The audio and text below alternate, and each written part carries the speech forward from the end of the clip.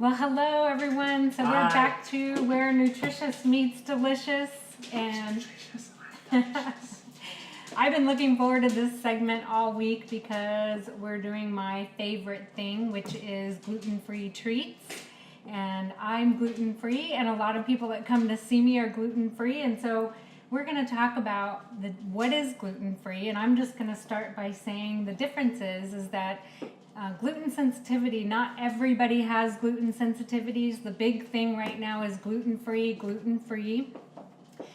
Most people, all of our grains are sprayed with Roundup, and so people ask me all the time, how come I can go to Europe and have gluten and breads, but when I'm here I can't? And so the whole thing is if you look the way that wheat was made several years ago, and you compare it to how the wheat is now, there's a big difference. It doesn't look like it used to. That's why all of a sudden everybody's coming up with these gluten sensitivities.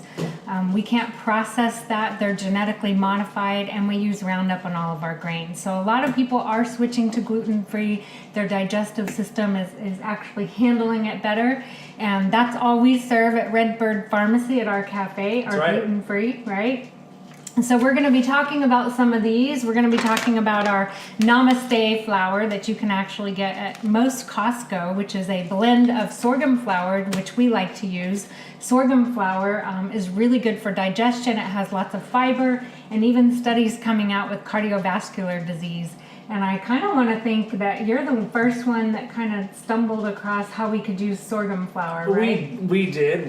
When we started gluten-free at Redbird Pharmacy, we were trying to look for something alternatively different. We didn't want to do what everybody else is doing with there's quinoa flour, there's brown rice flour, there's other type of grain flours, there's bean flours. And so we stumbled upon onyx sorghum. Onyx sorghum is an ancient grain that has just the same amount of nutrients as quinoa, yes. But it's actually grown locally here in Texas, onyx sorghum. There's even onyx sorghum cereals now that you can find in the grocery store. Right.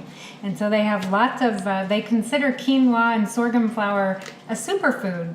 So in other words, it has some of the amino acids, which is our proteins that we need for a complete protein. So they say these superfoods like quinoa and sorghum flour, if we were to use these products in third world countries, we probably would not have starvation. So we pick sorghum flour. It has a nice taste, and it makes our sweets that we're going to be talking about extremely flavorful. Yes. So what are we talking about first? Well, we're going to start with the first part of the day. We're going to talk about breakfast and brunch. Our favorite. Right. Mm-hmm. I know. So the first thing that we have right here is our gluten-free buttermilk pumpkin biscuit. The second thing we have is our gluten-free blueberry muffin. Now, a lot of our baked goods, they have a lot of the same bases. Butter, which we use Kerrygold grass-fed butter. It's the best butter absolutely on the planet that you can get. So we also sometimes we use the local butter, but for the best, richest, most nutrient butter, is that? It's Kerrygold. It's Kerrygold butter. Kerry, and it's an Irish grass-fed butter that you can get at most any grocery store. Everything we do has a sugar in it, and we use either a local Texas honey or we use coconut sugar. Yes. So you want to tell them a second about coconut sugar? Well, so when you think about the glycemic index, maybe you've heard of this. Some foods convert to sugar more rapidly than others. We choose to use raw honey because raw honey actually has lots of health benefits, or coconut sugar because it's not as high in sugar as table sugar, and it has a little more benefits to it. So it's not going to spike insulin, first of all. Most people are either diabetic or pre-diabetic. We're hearing that more and more every day, and insulin resistant. So you want to use lower glycemic sweeteners. So that would be our coconut sugar. All right. And then one more thing that we use in a lot instead of milk, sometimes we use organic milk, but also like in the biscuit, we use buttermilk. And there's advantages to buttermilk over just regular dairy. Yes, so buttermilk is sour, so if you think it's cultured, you get that lumpy culture in it. Like yogurt, right? Yes, okay. But actually better than yogurt. I remember my grandmother we used to have buttermilk and cornbread. So anyway, it's really good in the fact that it's a fermented food, so it's going to have more health benefits for your gut and keep the gut nice and healthy. All right, so for the biscuit, simple biscuit method. Butter, flour. Now when we say flour, we are talking about our Namaste mix. Right. It's a onyx sorghum flour mix. It's got a couple. It's got a little bit of xanthan gum, some tapioca starch, some potato starch.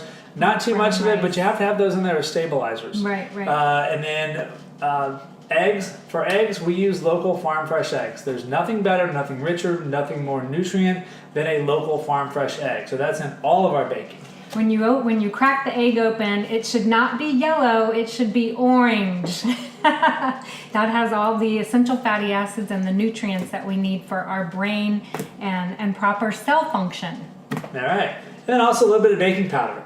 And like I said, regular biscuit method, butter, flour, buttermilk, eggs, baking powder, shape, let it rise in the oven, 15 minutes.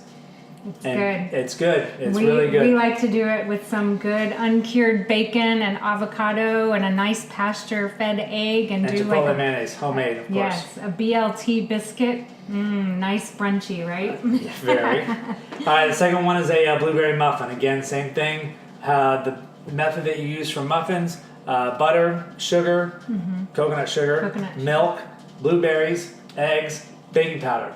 Not overly complicated. Simple. You can find any simple biscuit recipe or muffin recipe and just substitute these ingredients out and you'll be on the right track. We like that because of the blueberries. Blueberries are high in antioxidants, so it's really good for your overall health and your immune system. And then of course we're using the gluten-free flour and put some Kerrygold butter on that. Yummy. Right? Yes. All right. Yes. So what else do you want to tell them about that? Well, about the pumpkin. Actually, we want to talk about the pumpkin and how it has a lot of beta carotene in it. So it's another antioxidant and full of vitamin A, which is really good for your eyesight. And it also has a lot of fiber in it. So we forgot to mention that. We did. Again, nutritious, delicious. I'm just making it and eating it, and yeah. And I'm the what, she's the why. So, all right, we'll be right back for our other two treats. Yes. Okay, so we're back talking about, once again, my favorite, the gluten-free treats. And so now we're going to be talking about our brownies that we came up with and our almond flour cookies. Right, so we're getting into what everybody wants to know about chocolate. How can I get chocolate? Yes. Gluten-free chocolate, more chocolate. Well, tell you what, we've got two that they can't beat them. The two best chocolate ones. Oh my gosh, that brownie is every woman's dream that feels like they need some good dark chocolate. And it's rich, it's super moist, it's almost cakey, it's not dry, and I'll tell you how we do it. So kind of like our gluten-free brunch, our gluten-free chocolate treats is the same thing. Our base is butter, Kerrygold butter, coconut sugar, baking powder, and one of them we use the Namaste flour, and the other one we use an almond flour. So the cookie is an almond flour. In the brownie is unsweetened chocolate. Now, unsweetened chocolate is mostly for baking. You need to add a sweetener to it. Please, whatever you do, don't taste it thinking it's chocolate. It is... I've done that before. Yeah, it's very bitter. Very bitter. Very bitter. Yes. So unsweetened chocolate, butter, eggs, baking powder, and then our other base is unsweetened applesauce. And that's please, sweetening it up, right? Yes, but unsweetened applesauce, not sweetened applesauce. If you buy the sweet, then you get into the HCSF, which is a 4-letter word. High fructose corn syrup. HFCS, yeah, that. I did that, and that's a no. Yes, that's the big no. You ever see corn syrup? Just put it back, throw it away. Yes. Whatever you have to do. Yes. So, and then our almond. Gluten-free almond chocolate chip walnut cookie made with almond meal, coconut sugar, eggs, baking powder, chocolate chips, and you just said coconut sugar, right? yes, coconut oil, Yes. and walnuts. Yes. So you want to give us some of the benefits? Well, first of all, let's talk about the cookie is made out of the almond flour. So for those of you who are trying to do a ketogenic program or a program where you're trying to keep your carbs down, almond flour has a low glycemic index. So I know you heard me mention that earlier. It's not going to spike insulin. It's not going to be heavy on the carbs. And so it can be used in weight loss programs and still be that extra treat so that you don't feel like you're depriving yourself. Whereas in the brownie, we do use the Namaste flour, so it is gluten-free. But again, we're using applesauce and coconut sugar, so it's not as high in sugar as a regular treat that would have turbinado sugar or table sugar in it. And then let's get back to the chocolate because we want to know the benefits of chocolate. Chocolate, yes, please. yeah, it's high in magnesium. First of all, and magnesium, they say if you were to be stranded on an island and you could take one supplement with you, it would be magnesium. It's needed for every enzymatic function in the body, from our hormones to our neurotransmitters in our brain. For women, cramping, it helps with cramping. When we're magnesium deficient, you're going to have more of that. So we like to use chocolate, and that's why we crave chocolate at certain times. And if you're planning on being stranded on an island, you're going to take magnesium supplements. Also, a magnesium bar is great for starting fires. It acts like a flint. Wow. Strike it with a rock and it'll spark up. I didn't know that. So we could take the chocolate and the magnesium bar. Right. What is a magnesium bar? It looks almost like a sharpening stone. It's about yay big, and it's a piece of magnesium. But just give it with a rock and sparks right up like flint. Oh, wow. Learn something new every day. Yep.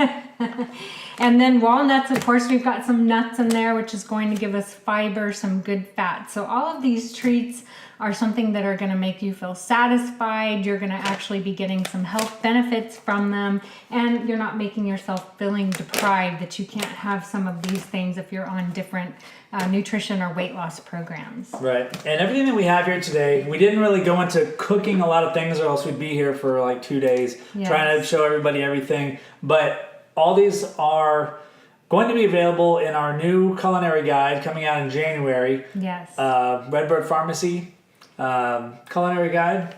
But if you have any questions, any thoughts, please email us at nutritiousmeatsdelicious@gmail.com. Gmail.com, yes. And our culinary guide is going to be fun because it's not just a cookbook. We will have some nutrition tips in it. And then Andrew, my husband, is a food geek, so Food history geek. So he's going to tell you the history of all the recipes. But again, we want to help you guys with anything you need, so please feel free to email us and then look out for our culinary guide in January. That's right. All right, so we'll see you next week. Next week, Saving the world one bite at a time.